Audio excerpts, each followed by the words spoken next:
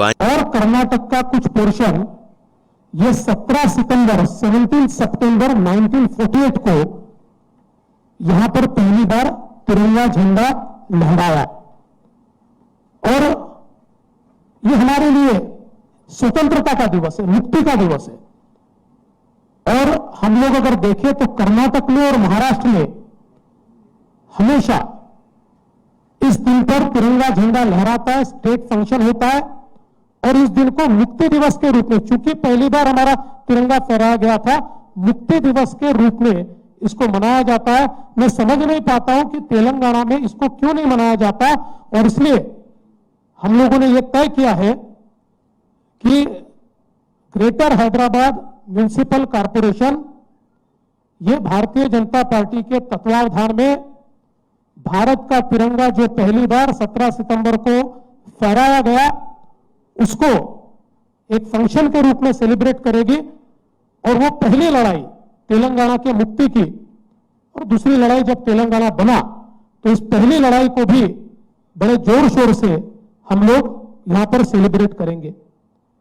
इस मैनिफेस्टो के माध्यम से हैदराबाद की जनता को हम लोग आश्वस्त करना चाहते हैं कि कोरोना की वैक्सीन और वैक्सीनेशन की एक स्ट्रेटेजी ये आदरणीय प्रधानमंत्री जी ने तैयार की है, किंतु हमने हैदराबाद में लगातार ये देखा कि कोरोना के काल में किस प्रकार से आंकड़े सप्रेस किए गए और किस प्रकार से लोगों को प्राइवेट हॉस्पिटल्स के भरोसे छोड़ दिया गया, किस प्रकार से उनको 2 लाख, 4 लाख, 10 लाख, 20 लाख रुपया खर्चा करना पड़ा और सरकारी तंत्र कहीं पर भी उपलब्ध नहीं था।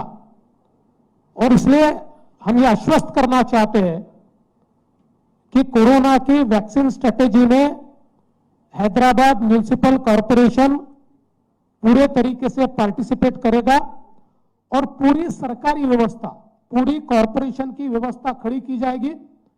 पीएचसी के माध्यम से, कॉरपोरेशन की व्यवस्था के माध्यम से ये कोरोना का टीकाकरण किया जाएगा। किसी को भी प्राइवेट हॉस्पिटल जाकर ज्यादा पैसे देकर और कोरोना का टीका, कोरोना का वैक्सीन लेने की आवश्यकता नहीं पड़ेगी।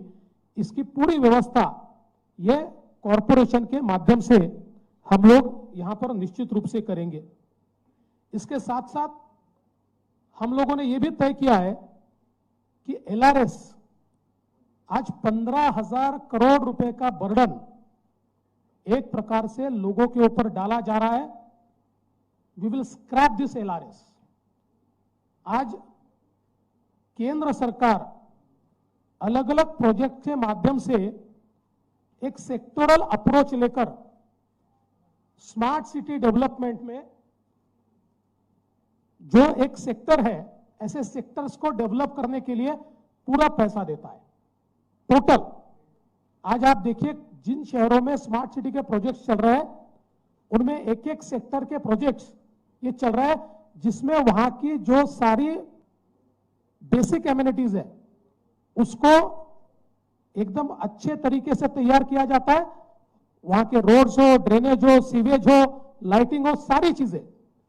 और इसलिए हम लोग ये मानते हैं कि लोगों के ऊपर 15,000 करोड़ रुपए का ये जो बोझा है ये नहीं डाला जाना चाहिए और इसलिए हम लोग इसको स्क्रैप करेंगे और बिल्कुल अच्छे तरीके से इसको प्लान्ड वे में हम ये सारा इंफ्रास्ट्रक्चर जो है वो डेवलप करेंगे। इसके साथ साथ हम सभी लोग जानते हैं जिस प्रकार से इस बारिश में हैदराबाद पूरा डूबा, 25% एरिया तो तकरीबन कंप्लीट फ्लड में था और इतना नुकसान हुआ कि लोगों ने सुसाइड किया, आत्महत्या की, उसकी घटनाएं भी हैदराबाद में हमको देखने को मिली। इतना महत्वपूर्ण शहर है लेकिन ये पानी की निकासी के लिए जो ड्रेनेज की व्यवस्था को अपडेट किया जाना चाहिए वो नहीं किया गया। और सबसे बड़ी बात, इतने बड़े पैमाने पर इंक्रोचमेंट, और ये इंक्रोचमेंट केवल वोट बैंक की राजनीति के लिए किया हुआ इंक्रोचमेंट, और इसलिए उसको वहीं पर बढ़ने दिया गया। आज जो हैदराबाद डूबा वो बारिश के कारण नहीं डूबा, वो म्युनिसिपल कॉर्पोरेशन की नीति के कारण डूबा, जिस नीति में इन इंक्रोचमेंट्स को प्रोटेक्ट किया गया, वोट बैंक की राजनीति में प्रोटेक्ट किया गया, और उसका परिणाम यह हुआ कि बहुत बड़े पैमाने पर हैदराबाद के नागरिकों को इसका नुकसान सहन करना पड़ा। और इसलिए एक और इसको प्लान वे में इन इंक्रोचमेंट्स को हम निकालेंगे, लेकिन ऐसा नहीं है कि किसी को बेरोजगार करेंगे, लेकिन जहां पर पानी निकासी की व्यवस्था है, वो पानी निकासी की व्यवस्था को ठीक करने के लिए जिनको रिलोकेट करना पड़ेगा उनको रिलोकेट किया जाएगा। और निश्चित रूप से एक प्लान वे में इसका काम किया जाएगा। साथ ही में हम लोगों ने यह भी तय किया है कि यहां पर जिनका नुकसान फ्लड्स में हुआ है उनको डीबीटी के माध्यम से सीधे उनके अकाउंट में 25,000 रुपए 25,000 rupees will be credited through DBT in their accounts. उनको सीधी मदद जो है वो इस मामले में की जाएगी। हम लोग जानते हैं किस प्रकार से यहां पर लोगों को चुनाव से पहले हम आपको 2 रूम का मकान देंगे, इस प्रकार से बताया गया, और लोगों को कुछ मॉडल मकान भी दिखाए गए।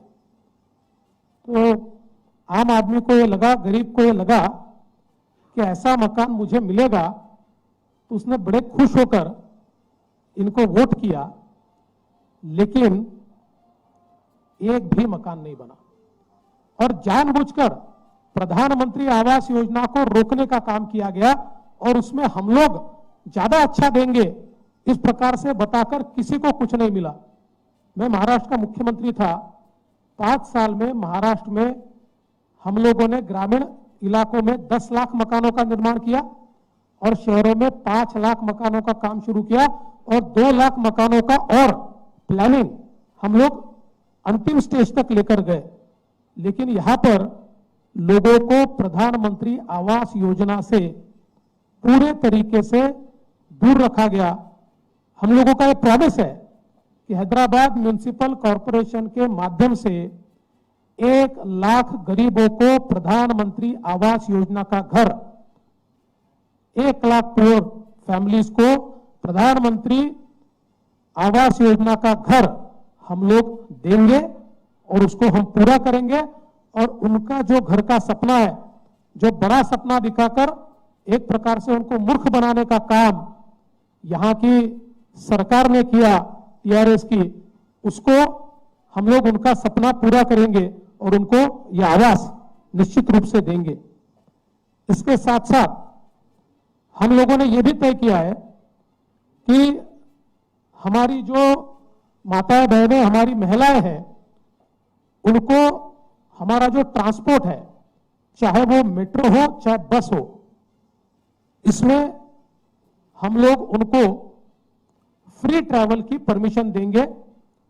और ये हमारे जो ट्रांसपोर्टेशन सिस्टम है, इसके साथ हम लोग एक एग्रीमेंट करके उसको जिस प्रकार से सब्सिडाइज करना है, उस हिसाब से हम लोग उसको सब्सिडाइज करेंगे, ताकि ये हमारे ट्रांसपोर्टेशन सिस्टम के ऊपर भी बहुत ज्यादा उसका बोझा न पड़े, और हमारी सारी महिलाओं को ये ट्रांसपोर्टेशन सिस्टम में फ्री ट्रैवल करने को मिले। ये भी हम लोगों ने यहां पर तय किया है।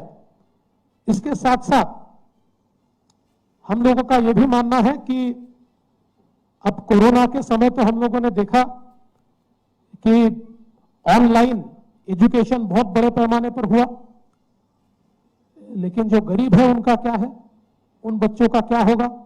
और उसके साथ साथ आने वाले दिनों में सभी बच्चों को हम लोगों को ऑनलाइन जोड़ना पड़ेगा, और इसलिए हमने तय किया है कि सभी बच्चों को हम लोग फ्री टैब्स देंगे स्कूलों में, और उन टैब्स के माध्यम से हम लोग उनको सारे वर्चुअल वर्ल्ड से जोड़ेंगे। और उसके साथ साथ पूरे हैदराबाद में हम लोग जो हमारी कॉरपोरेशन की स्कूलें हैं या बाकी ऐसी महत्वपूर्ण जगह, ऐसी सब जगह हम लोग हाई क्वालिटी वाईफाई उपलब्ध कराएंगे, ताकि टैब्स के माध्यम से और इस वाईफाई के माध्यम से वे लोग वर्चुअल वर्ल्ड से कनेक्ट हो पाए और अच्छी से अच्छी शिक्षा, क्वालिटी एजुकेशन वे लोग पाए। इस प्रकार का भी संकल्प हमने लिया हुआ है। इसके साथ साथ हमने ये भी तय किया है कि विशेष रूप से जो स्लम एरिया है और जो एससी कॉलोनीज है, यहां पर हम लोग 100% प्रॉपर्टी टैक्स वेवर देंगे। 100% property tax waiver to SC colonies and slums, ये हम लोगों ने यहां पर तय किया हुआ है। इसके साथ साथ हम लोगों ने ये भी तय किया है कि 125 स्क्वायर यार्ड्स तक के जो प्लॉट्स है, इनके ऊपर जो घर बनेंगे उसको कोई चार्ज नहीं लगेगा। उसके जो सारे चार्जेस है, कंस्ट्रक्शन के लिए जो परमिशंस के लिए जो पैसा भरना पड़ता है, so the permission will be totally free. और ये जो छोटे और हमारे निम्न मध्यम वर्ग के लोग हैं, इनके लिए कोई पैसा उसके लिए हम लोग नहीं लेंगे। हम लोग ये भी प्रॉमिस करते हैं कि हैदराबाद में जो पीने का पानी है घरों को, वो नियमित रूप से दिया जाएगा। उस सिस्टम को इंप्रूव किया जाएगा। उस सिस्टम को विशेष रूप से डिस्ट्रीब्यूशन सिस्टम को इक्विटेबल डिस्ट्रीब्यूशन सिस्टम पर लाया जाएगा। सभी को साफ पानी, सभी को अच्छा पानी मिलेगा और उसके साथ साथ ये पानी हम फ्री देंगे। हम लोग जो घर है, उन घरों को हम लोग, कमर्शियल की बात मैं नहीं कर रहा हूं, मैं घरों की बात कर रहा हूं, उनको हम लोग फ्री पानी यहां पर देंगे। हम सभी जानते हैं कि मूसी रिवर जो है, मूसी नदी एक प्रकार से हमारी धरोहर है और हैदराबाद का इतिहास भी इसके साथ बहुत बड़े पैमाने पर जुड़ा हुआ है। हमने तय किया है कि केंद्र सरकार की मदद से हम लोग इस मूसी रिवर को रिजुविनेट करने के लिए 10,000 करोड़ का एक फंड तैयार करेंगे। एक सुमेधा स्कीम, हम सभी लोग जानते हैं, एक हमारी बच्ची सुमेधा, जिसका क्या हुआ, बड़ी दुखद घटना हुई, और सुमेधा स्कीम के तहत हम लोग केंद्र सरकार की मदद से 10,000 करोड़ का एक कंप्लीट प्रोग्राम तैयार करेंगे, जिसमें इस मूसी रिवर में जाने वाला सारा सीवेज वाटर ये ट्रीट होगा।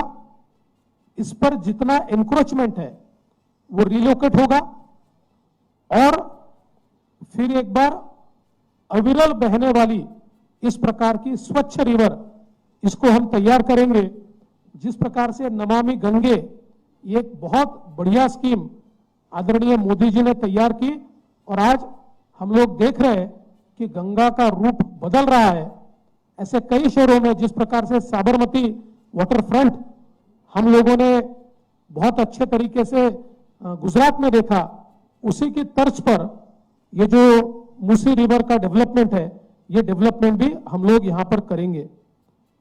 और उसके साथ साथ हम लोग ये भी देखेंगे कि जो हमारे गरीब है, उनको 100 यूनिट तक का पावर जो है, बिजली जो है, वो सब्सिडाइज होकर वो कैसे फ्री मिले, इसके लिए भी म्युनिसिपल कॉर्पोरेशन पहल करेगी और उसमें हम लोग सब्सिडी को वहन करते हुए गरीबों को 100 यूनिट तक की पावर फ्री देने के लिए म्युनिसिपल कॉर्पोरेशन के माध्यम से एक पहल करेंगे और लोगों को एक बड़ी रियायत देंगे।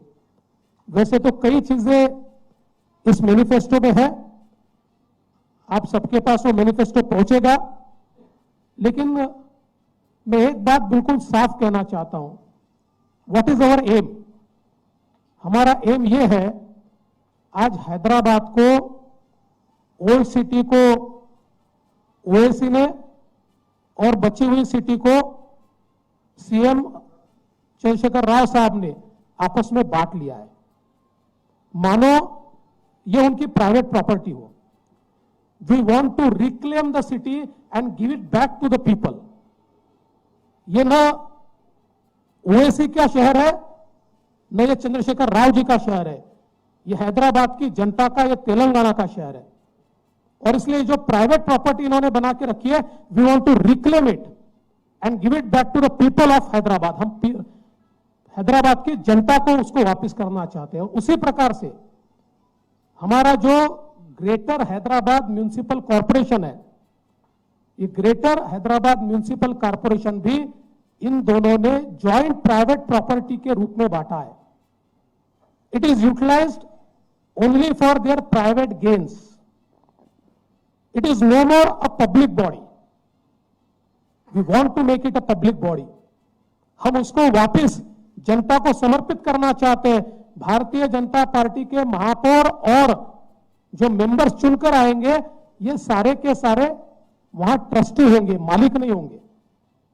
They won't be the owners. एक ट्रस्टीशिप की भूमिका में हम लोग इस कॉर्पोरेशन को चलाना चाहते हैं, ताकि बहुत क्षमता है। आज सीवेज ट्रीटमेंट के माध्यम से हम लोग बड़े पैमाने पर पैसा कमा सकते हैं।